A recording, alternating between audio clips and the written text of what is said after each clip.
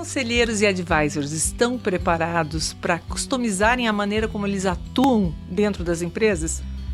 Na teoria, quase sempre. Na prática, acho que não.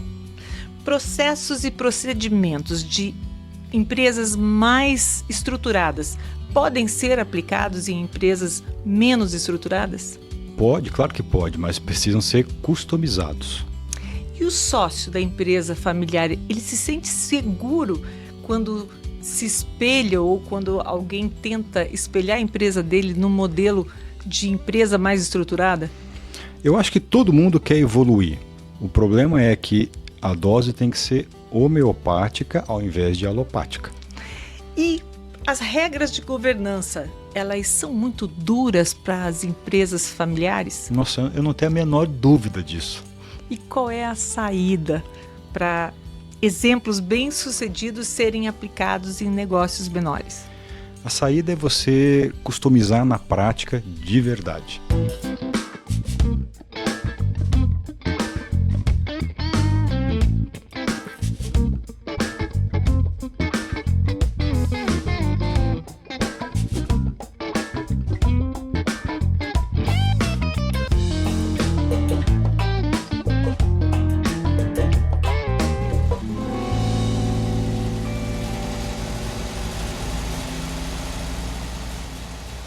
Estamos começando mais um Tem Saída, hoje com exemplos práticos, para tratar de uma questão: por que é tão difícil customizar a maneira de se trabalhar governança, trazendo os exemplos grandes de grandes empresas para as empresas menores? Oi, Cristiano. Oi, tudo bem, Vanusa? Tudo bem.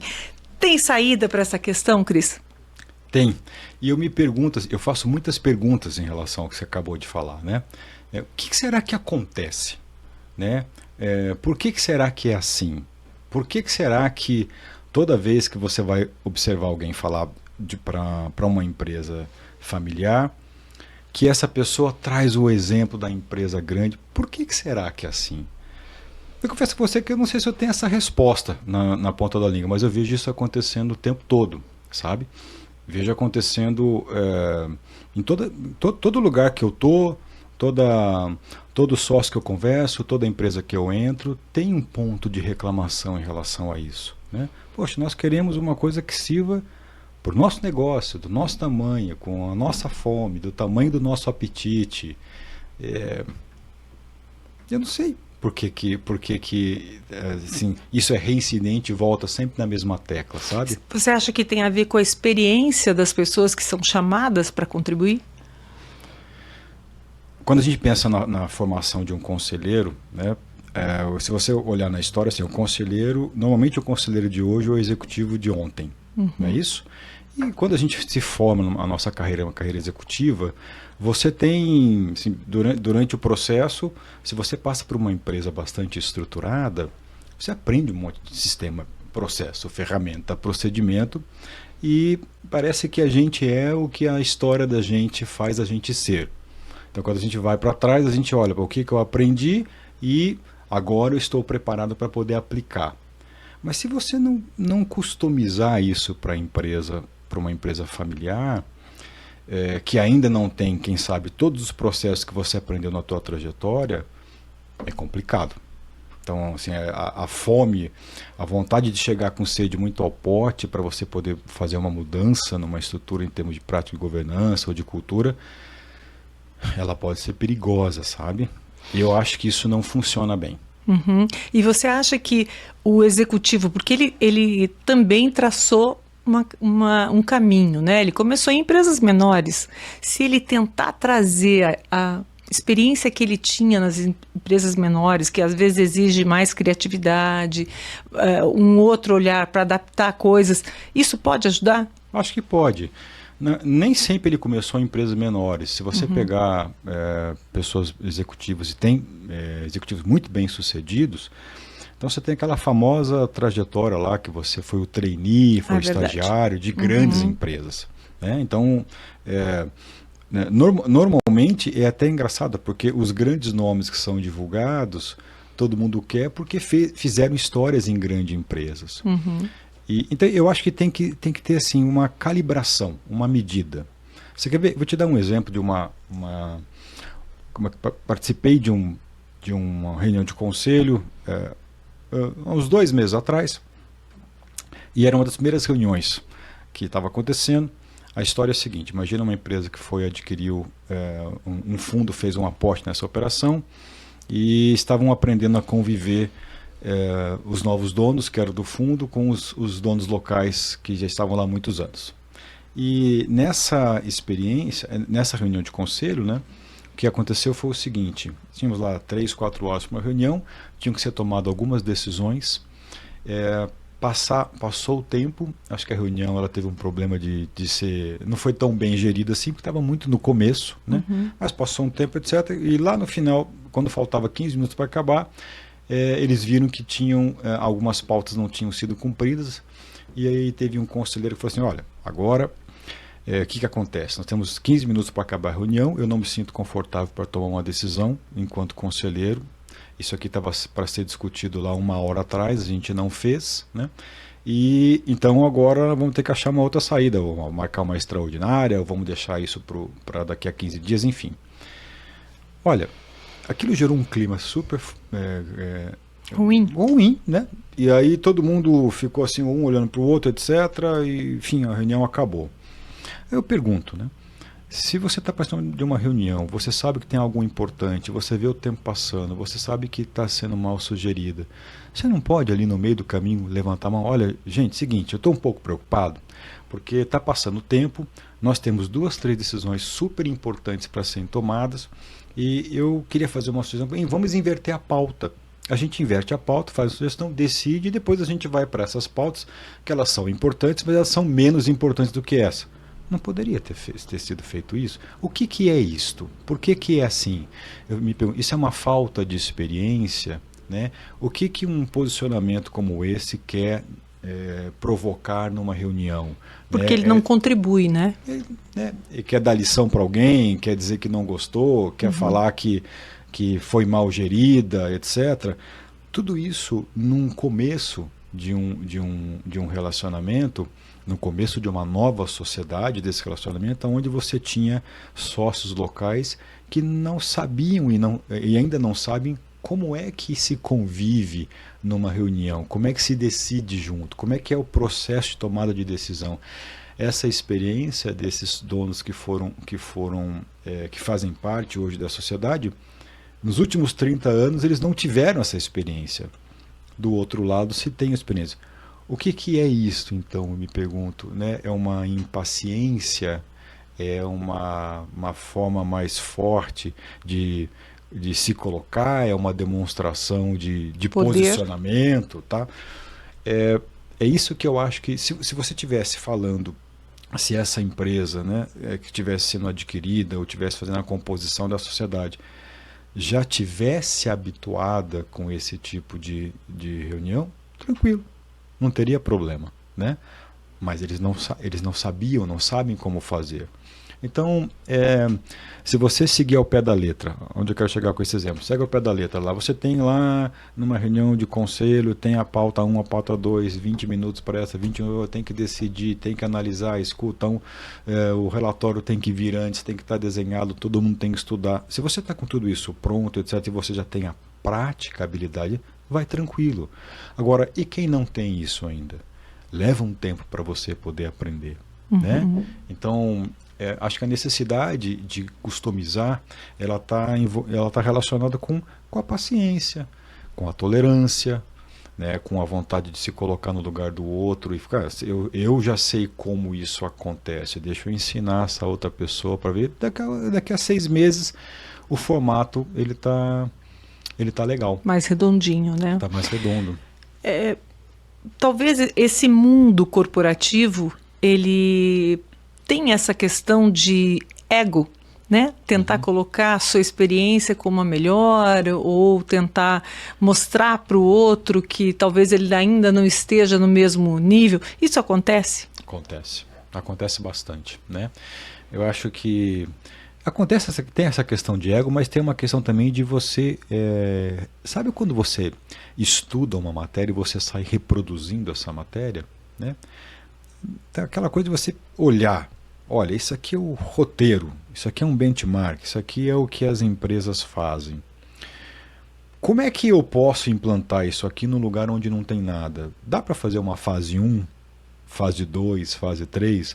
Dá para poder dividir? Dá para poder... como é que eu suavizo uma mudança que eu sei que é importante, que leva tempo? Então, o que me faz pensar é que às vezes o ego ele fala forte, né? Porque quando você está, da forma como você está colocando o ego, você acaba sendo menos paciente, menos tolerante, né?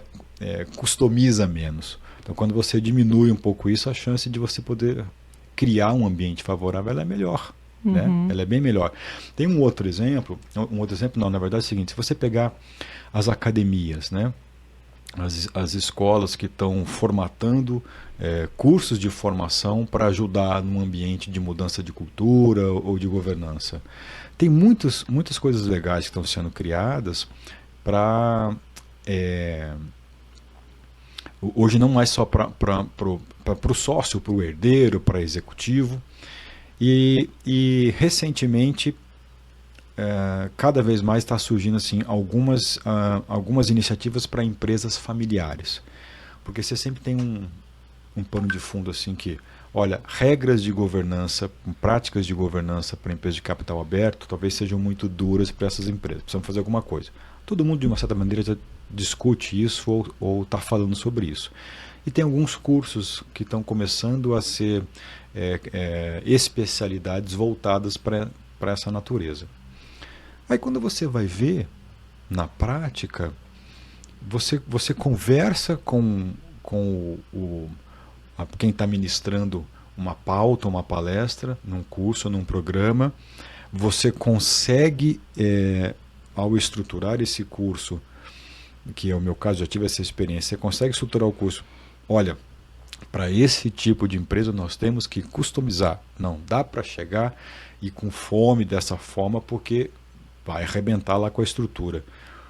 Na hora de programar, na hora de formatar, na hora de você construir o conteúdo, isso está vivo, isso está presente. Na hora de ministrar o conteúdo, isso se perde. Os exemplos, eles acabam sendo diferentes da sua programação que você fez para a formatação do teu conteúdo. Então, existem iniciativas muito interessantes trazendo um alerta. Se a gente for tratar de empresa familiar com processos de governança, é importante uma dose homeopática e não alopática, para você poder dar o tempo da mudança de cultura. Embora você tenha discutindo e você escuta isso no discurso, na prática, o que você observa é essa pessoa reproduzindo, às vezes, o mesmo mecanismo do que está lá no texto voltado para uma empresa já consolidada em termos de governança. E como é que você vê essa dificuldade de, digamos, quebrar regras, né? Porque acaba sendo algo assim, você não pode seguir ipsis literis o que está lá, pelo que eu estou entendendo, é isso que você me diz. Tem conselheiro que acaba aconselhando erradamente? Tem. Por conta disso? Tem. Por não conseguir sair do script? Tem. E tem o próprio sócio também junto, que está muito favorável a querer aumentar a sua governança, que acaba, por desconhecimento, pedindo alguma estrutura que às vezes ele não comporta. Vou te dar exemplo, né? Então, recentemente, entrei num projeto onde os sócios estavam querendo, precisamos de um conselho, precisamos de um conselheiro externo, muito experiente e tal.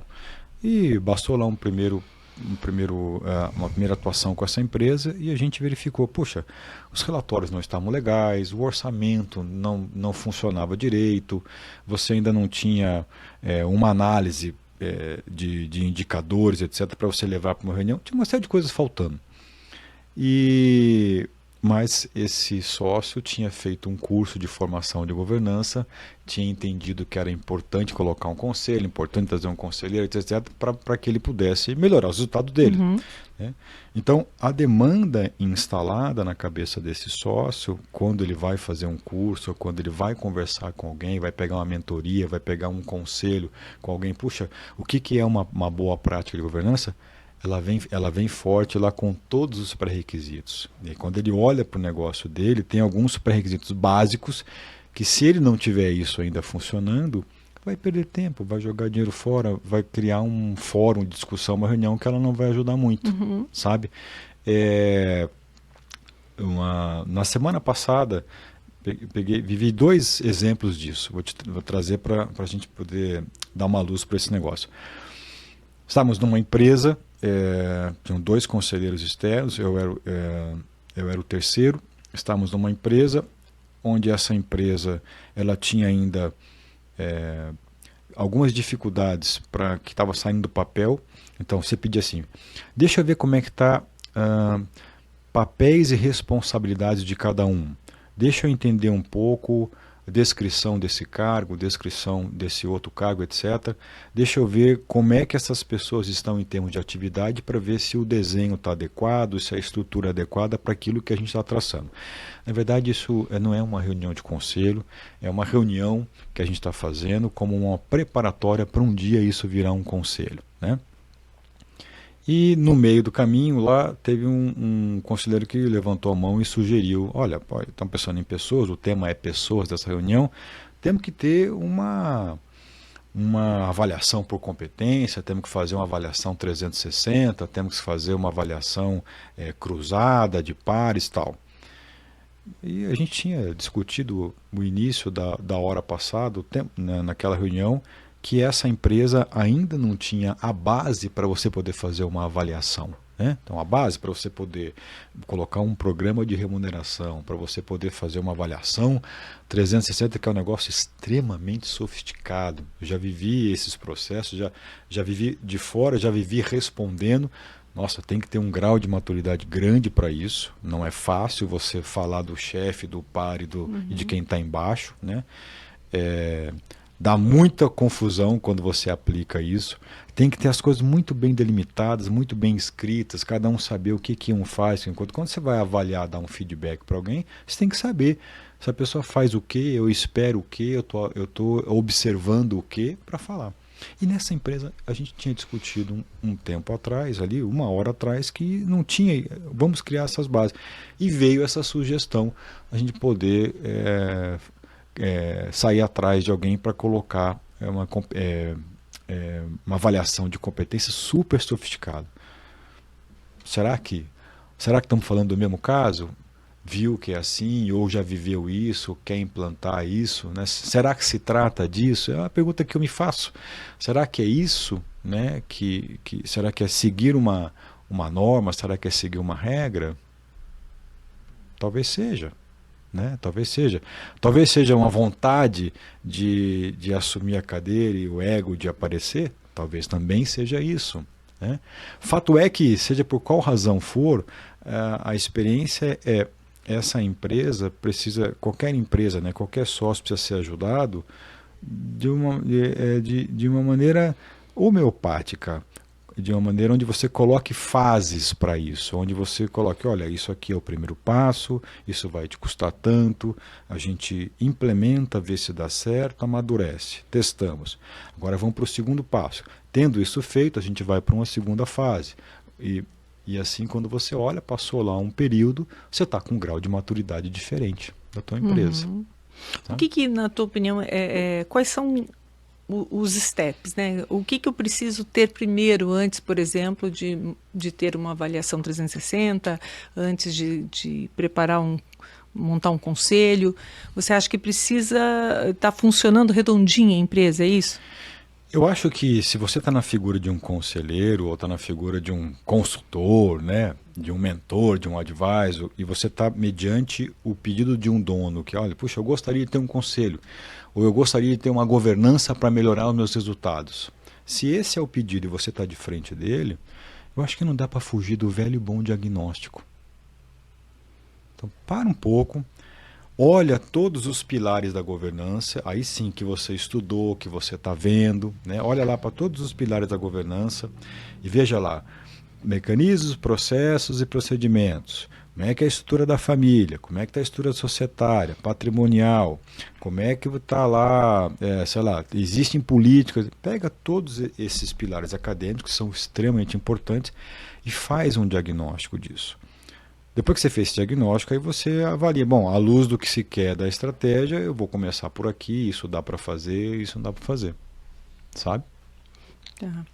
E você acha que é possível o próprio dono fazer essa formação, como você disse que já existem cursos, né? Fazer uma formação, mas ele teria que buscar uma formação apropriada, também customizada para ele, ou para o tamanho da empresa dele, para o tipo de empresa dele? E eu acho que já existem essas formações, sabe? Mais customizadas. Então você tem lá formações para quem é herdeiro, formação para quem é familiar, você tem formação só para sócios, né? O problema é que o problema é você customizar o conteúdo. Então, vamos lá. Por que todo mundo, quando vai trazer um exemplo, foi uma vez uma intervenção de um sócio que falou assim, ô Cris, não me venha com os grandes exemplos, né? Você vai falar de Votorantim, você vai falar da Amazon, vai falar da Netflix, vai falar do Google, ok, vai falar da Ford, da GM que implementou, Jack Welch, todo mundo traz esses exemplos. Cara, na minha empresa eu vivo disso, eu não tenho outros negócios, eu não tenho um capital adicional para poder fazer investimento, minha empresa é lucrativa, eu estou conseguindo fazer a gestão, eu quero melhorar, mas eu não tenho toda essa parafernália para isso. Por que todo mundo vai falar isso e aí quando chega para cá, não, mas aí isso não vai me ajudar? Em colocar esses pontos não vai me ajudar. Então, o que eu acho que acontece nessas formações é que você acaba trazendo esse mesmo tipo de conteúdo para aquela formação que não é específica. Então, quando eu faço uma formação para ser um conselheiro, né, e olhar para uma empresa de capital aberto, eu vou para uma outra formação que se pretende ser customizada, mas os exemplos são os mesmos. A gente se inspira, óbvio que sim. Né? A gente olha o que deu errado, óbvio que sim. As grandes trapalhadas de empresa no globo todo ensinam, inspira a gente, dá noção, etc. Tudo isso é legal de estudar. Mas na hora que você se coloca na posição de quem vai ajudar, se você não customiza e você não cria uma empatia com aquilo que cabe no momento, não funciona. Você acha que tem também um pouco de falta de criatividade para encontrar soluções ou para chegar ao ponto onde se quer? Digamos, vamos montar um conselho. Poxa, mas eu preciso ser criativo, criar soluções para algumas coisas funcionarem antes de chegar lá. Acho que a vida executiva te obriga a pensar em cima do que você olha, do que você está vendo, né? E de maneira rápida. Às vezes isso é na contramão da criatividade, né? Uhum. Para a criatividade você não pode pensar muito, você tem que esvaziar a cabeça para achar a solução. Aí nós vamos lá para os ditados orientais, né? Copo está cheio, se você colocar água, esvazie esse copo. Porque senão todo dia você coloca água, é sempre a mesma água, isso faz parte dos seus 20, 30, 40 anos de formação de executivo. É a mesma coisa que você vê. Então, o processo de customizar, ele sempre tem a ver com criatividade. Sempre tem a ver, e sempre tem a ver com uma coisa que vai na contramão do ego, que é você se colocar numa posição de se permitir dizer, eu não sei o que vou fazer. Eu sei dessa experiência que eu tive, eu estou com um feeling de que isso é muito pesado para ser implementado, qualquer tipo de... O que eu vou fazer? Primeiro passo para você poder ser criativo é dizer assim, eu não sei. É o primeiro passo. E aí a gente entra numa esfera difícil. É uma esfera complicada, porque não é muito comum você estar no mundo corporativo e achar a palavra eu não sei. Não é muito Admitir comum. que não sabe, né? Aí já vai completamente contra aquilo do cara que quer aparecer mostrando que sabe tudo. Exato. E esse eu não sei gera qual expectativa nos gestores da empresa? Assim, ele pode se sentir mal por isso ou ele olha para você com mais respeito porque diz assim, poxa, o cara, né, vai buscar uma solução, mas ele admitiu que agora ele não sabe. É uma boa pergunta. Eu acho que deveria ser deveria ser estimulado. Uhum. Sabe? Dizer eu não sei deveria ser estimulado. Mas o mundo corporativo é um mundo competitivo. Né? Então a gente aprende desde o início da nossa carreira que quem sabe, quem demonstra, quem fala, quem se posiciona, quem vai, é quem segue. Não é isso? Então a gente é treinado o tempo todo para colocar soluções de maneira muito rápida. Então solução de prateleira vem rápido. Solução com criatividade, ela exige um pouco de tempo. Né? Ela exige admitir que você não sabe o que você vai fazer. Explica o que você chama de solução de prateleira. Não, solução de prateleira. Você vai, por exemplo, vamos pegar isso que eu te falei. Nesse conselho que a gente precisa descrever papéis e responsabilidades. Antes e deixar muito claro a estrutura de cargo, de atividade, para que depois você possa treinar, desenvolver e avaliar. Se eu tenho um gerente financeiro aqui, talvez nesse segmento, talvez ele tenha muita semelhança com o gerente financeiro do outro do outro segmento, né? Você não precisa querer criar grandes soluções para quais são as principais responsabilidades de um gerente financeiro. Tem na prateleira já pronto, está disponível isso pronto. Né? Quando é uma posição muito específica, aí sim você tem que customizar, mas papéis, atividades, responsabilidades, quero colocar um programa de remuneração, qual é uma métrica, você tem um monte de programas prontos, de prateleiras que você olha e faz benchmark atrás, que eles podem funcionar bem. Né? Então, isso sim são coisas de prateleira, coisas que você aproveita, que estão disponíveis, um método, uma metodologia, um sistema, uma ferramenta, um processo. Você tem muita coisa de prateleira. Eu quero colocar aqui um RP na minha empresa. Pode ter um monte de coisa de prateleira. Você customiza, mas tem um monte de coisa que é igual para toda a empresa. Né? Quero colocar um sistema, quero melhorar a minha área de TI, etc. Então, estou precisando aqui de um sistema para isso. Quando você olha, tem várias empresas que usam o mesmo sistema, o mesmo processo. São processos de prateleira. Né? E aí, fugir dessa prateleira é necessário quando? Quando você se depara com, quando você se depara com uma situação onde aquilo de prateleira não vai encaixar. Então, quando eu tenho na prateleira da minha academia, na prateleira das regras, dizendo que todos esses tópicos de governança são importantes e eu vou para uma empresa familiar ainda não tão estruturada e pego isso daqui como referência e tento colocar em prática, aí a chance de não funcionar é grande, porque leva tempo para isso. Então, eu não posso me servir das regras de prateleira de uma empresa estruturada para colocar isso numa empresa menor, numa empresa ainda não tão, não é menor, não tão estruturada em termos de prática de governança, né? Nesse sentido. E o dono, o sócio, ele tem como se defender desse tipo de conselheiro, digamos assim, né? O que ele precisa saber para que ele não caia numa furada, né? Que não tentem implementar coisas que ainda não são possíveis. E você sabe que eu acho que ele se defende no ato quando ele cria uma antipatia. Então é muito comum você criar, ao invés de uma aproximação, um distanciamento. Né? Mas é complicado, é até legal você tocar nesse assunto, porque uma vez teve um sócio de uma grande empresa, mas falou assim: ô Cris, o que é esse negócio de conselho? Como é que é isso? Me explica. As pessoas fazem isso, eu não tenho a menor ideia do que seja isso, é um negócio bem grande. Né? E tem muita gente que não sabe por que você pode ter essa estrutura, qual que é o papel, o que essa estrutura pode ajudar no teu negócio. Então, tem muito sócio que pede por governança sem saber direito o que é, sem saber direito o que ele está comprando.